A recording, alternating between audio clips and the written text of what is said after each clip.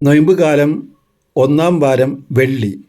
തിരുവചനം: നിങ്ങളുടെ നീതി നിയമജ്ഞരുടെയും ഫരിസേയരുടെയും നീതിയെ അതിശയിക്കുന്നില്ലെങ്കിൽ നിങ്ങൾ സ്വർഗരാജ്യത്തിൽ പ്രവേശിക്കുകയില്ല എന്ന് ഞാൻ നിങ്ങളോട് പറയുന്നു.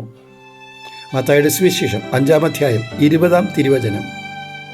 പഴയ നിയമ കാലഘട്ടത്തിൽ ആത്മീയതയുടെ അടിസ്ഥാനം കൽപ്പനകളും അവ കൃത്യമായി പാലിക്കുന്നതും ആയിരുന്നു.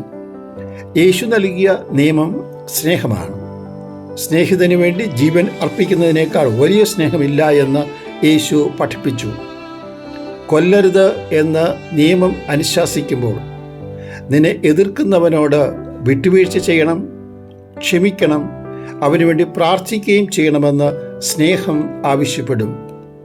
നിയമത്തിന് അപ്പുറം സ്നേഹം കടന്നു വന്നപ്പോൾ നല്ല സമറിയാക്കാരൻ വഴിയിൽ വീണ് കിടന്നവൻ്റെ മുറിവ് വെച്ച് കെട്ടുക മാത്രമല്ല, അവനെ സത്രത്തിൽ കൊണ്ടുപോയി ശുശ്രൂഷിക്കുകയും തിരിച്ചു വന്ന് കണക്ക് തീർക്കാമെന്ന് വാഗ്ദാനം ചെയ്യുകയും ചെയ്തു.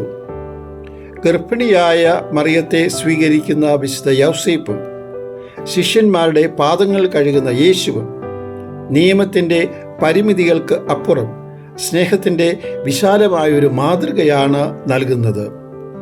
ഈ വേളയിൽ യേശുവിൻ്റെ തിരുവചനം നമുക്ക് ശ്രവിക്കാം. യോഹന്നാൻ്റെ സുവിശേഷം 13-ാം അധ്യായം 35-ാം തിരുവചനം: നിങ്ങൾ പരസ്പരം സ്നേഹിക്കുവിൻ.